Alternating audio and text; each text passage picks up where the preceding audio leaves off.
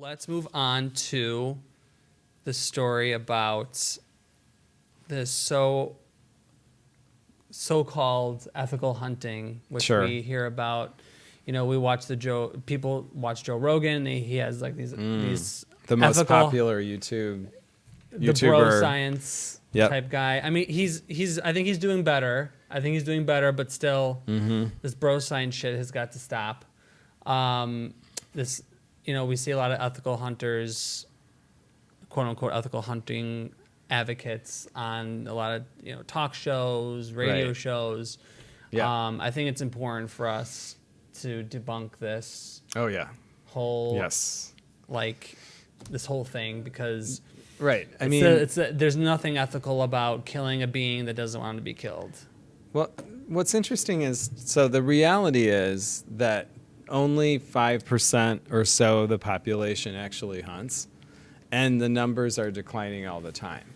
So the fact that we see all these high-profile celebrity hunters and all this talk about ethical hunting and all this is really interesting, because it reveals that there must be something more to this. Because if there's only 4 or 5% of the population supporting this, then why would there be so much coverage of it? Right. The reality is that most of the public does support hunters because they believe in the hunting myths and narratives. Now, I want to give you a case in point from NPR back in December. The Holy Grail. Yes, NPR, which, the Here and Now show. It's like one of the most popular shows. Bastions of truth. Yes, God. This is real journalism here. So the topic of the show was to educate us. It was to talk about how animals handle disasters and how they can survive them and how they can't. Some can't, some can. But they just kind of glibly introduce the guest who's going to be the expert, the alleged expert on the subject. And who's the guest but none other than Steve Rinella, who is the host of the Netflix show Meat Eater. And they just kind of slide his name in. Seems legitimate. As if like, oh yeah, this is perfectly normal. No, this is not normal. This is somebody who has no background in animal ethics. Typical or behavior, NPR style. Right? So it was just so appalling to us, but this is typical of what we're seeing now. I'm afraid we're going to see a lot more of it.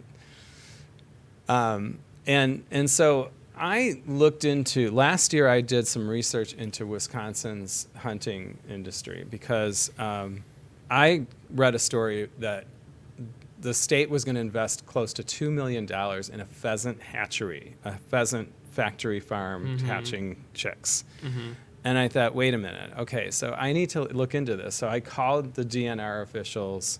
I questioned them. They were actually pretty transparent. And what I came to find out was that taxpayers are, even though only 15% of the population in Wisconsin hunts, taxpayers were paying for most of this $2 million pheasant hatchery.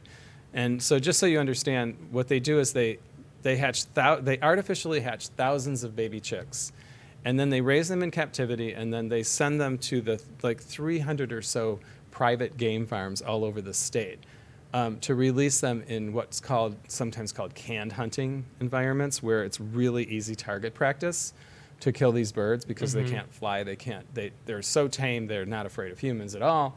They end up on the side of the roads because they don't even know what the danger of a car would be. Wow. So they'll go right out into a car. So they release thousands of these birds, and taxpayers are paying this. And I was so floored to hear about this. So then comes the justification from the Department of Natural Resources. And what they will tell you is that these programs raise money for habitat restoration. So what they're basically arguing is, think about that. They're basically arguing that it's necessary to exploit, harm, and kill domestic artificially bred animals in order to save other species.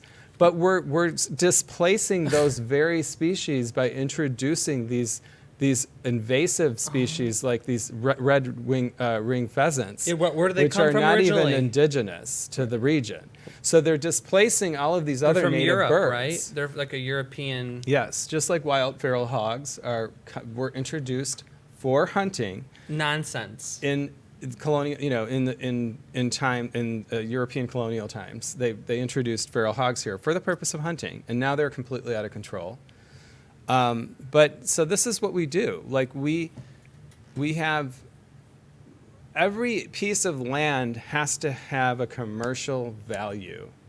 Like we have to make sure that money can be made on everything, even in the case of like if we're going to restore land. We can't do it just to restore land.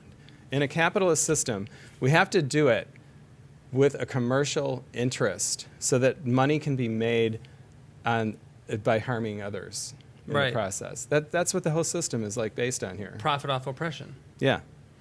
And we haven't touched on it yet, but there's a confluence here with sort of the Second Amendment rights arguments, right? About we talked about it a little bit before the show, that hunting is conflated with self-defense as like, oh, we got to keep our guns. And then there's something about this. You mentioned the myth of hunting, right? The myths that surround the ethos of hunting, that somehow that works for Americans. Somehow that strikes a chord, and we're like, oh yeah, we got to protect all those hunters, all 4% of them. Right. Why do you think that is? Is it just straight disingenuous? What's going on? It's the biggest lie in the hunting narrative is population control. Right. The idea that if we don't regulate their populations, they will spiral out of control. It's all based on fear mongering. Yes.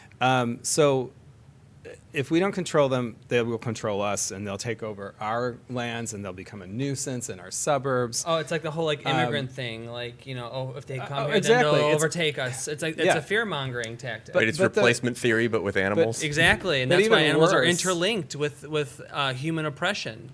Even and worse racism. than that is we are there are in Wisconsin alone, there are over 375 deer game farms where they artificially breed deer to release into areas that become problems for in urban areas because people don't want deer eating their gardens and stuff. So they're doing it to create new stock.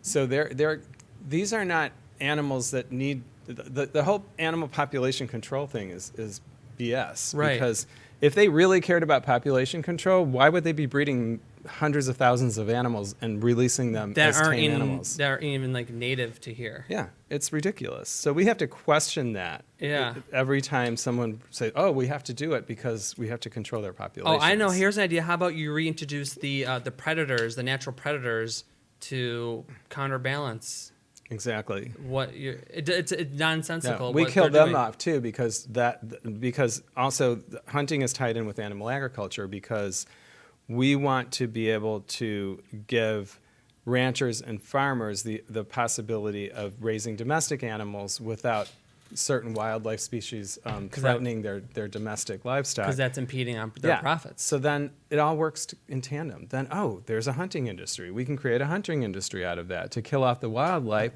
that get in the way of their domestic animals. Get in the way of their profits. Right, so wait, if we didn't breed the animals, we wouldn't have to have the population controlled, and we would sell less guns to the hunters. Oh no! Oh, no. That would be- Oh no! That would be Manufactured- capitalism's demise. Exactly. It's crazy. It's so crazy. I'm from Michigan, which is a pretty big hunting. hunting state. And I have friends I grew up with that I know are hunters. It's not a topic I bring up with people because I just never want to get into it. And because I know people who will defend it. Oh, yeah. Tooth and nail. Yeah, I know. And there's some socialists that do, which really blows my mind. It's like these are defenseless beings, and you want to promote killing them senselessly for sport. But some might say, oh, no, well, I eat them. Well, you don't live in a hunter-gathering society. There's a fucking Yeah. grocery store down the street from you, probably. Right. It's not like you live on what you hunt. Come on. Exactly. I mean, I know it's a fantasy you have, but it really doesn't exist. I mean, come on. It's really non-existent. And we don't live in a world where we need to be killing innocent beings, animals for pleasure, because that's all it is now, is pleasure. And this is linked to psychopathic behavior. Right.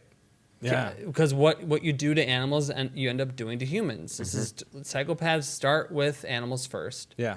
Then they move to the humans. They move to the Right. killing people. We don't want to admit that all forms of violence are connected. Yeah. And that if we use a gun against, the reason why we would use a gun against a victim in the case of a human being would be very similar to the reason why we would use it against another species.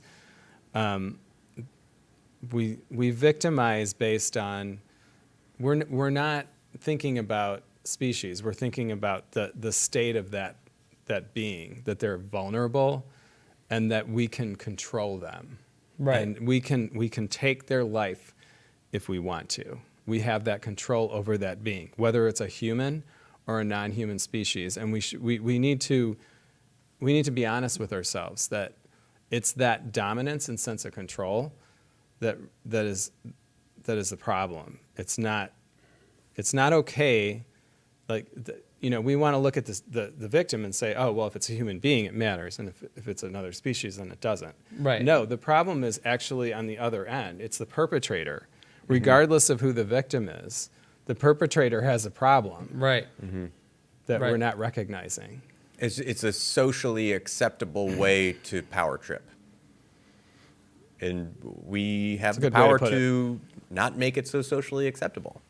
You talked earlier about the arguments around, it's actually good for conservation because it brings in money for this. I've heard that argument not with respect to hunting domestically here in America, but for hunting in Africa, right? There are reserves set up for basically trophy hunters to do their thing, and the argument has been made that these are, such wealthy individuals, and it's a tourist market, and it's kind of the only real thing that these communities can use to raise money for preservation.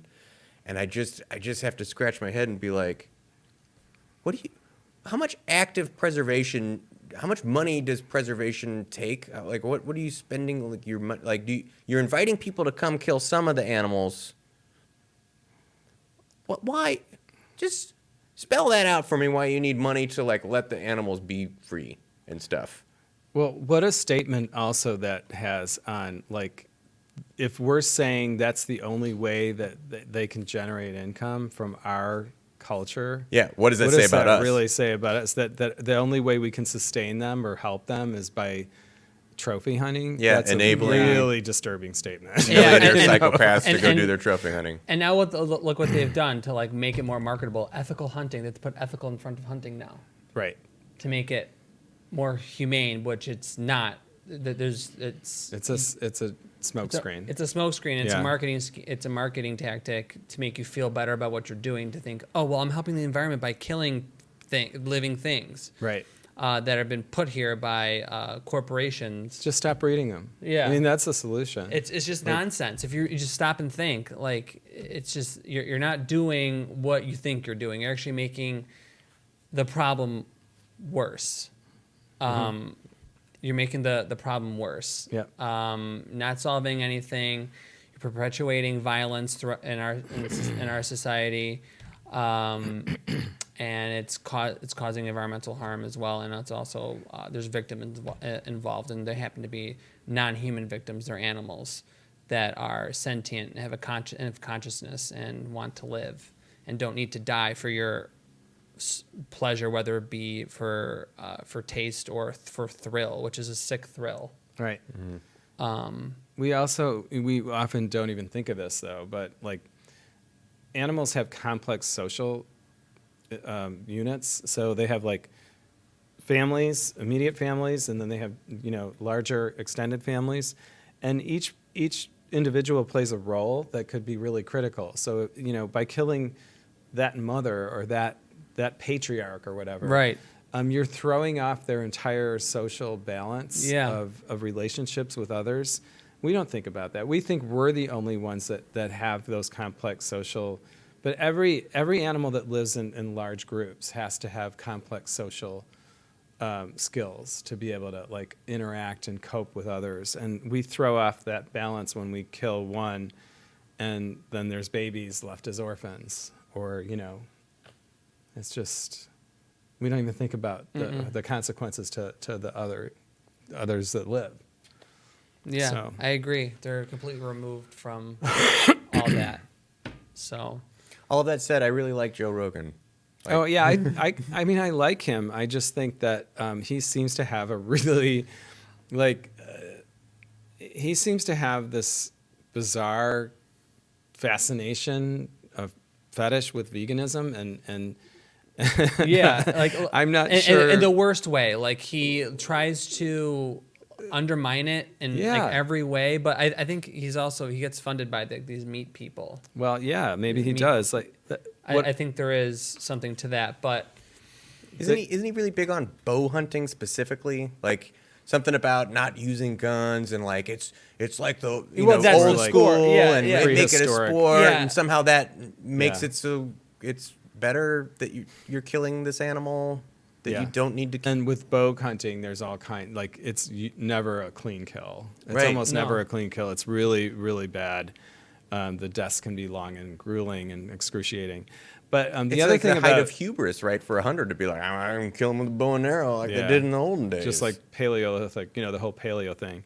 But the other thing about Joe Rogan, I would say to his credit, he did a long, how he does these really long episodes? They're great. Like, Oh, fucking yeah. like 3 hours Yeah. long. yeah, Well, he did let the Game Changers director yes, debate a guy that calls himself a nutritionist, but he's not really a nutritionist. he's the biggest grifter. That was, you know who I'm talking Yeah. about. So that was good because That was amazing. He Joe does deserve probably credit. learned a lot because Wilkes, the director of the Game Changers, just kicked ass. He on annihilated show. that grifter. I forget his name. His name's Chris. I think it's Chris. Chris something. Chris something. Whatever. He's like.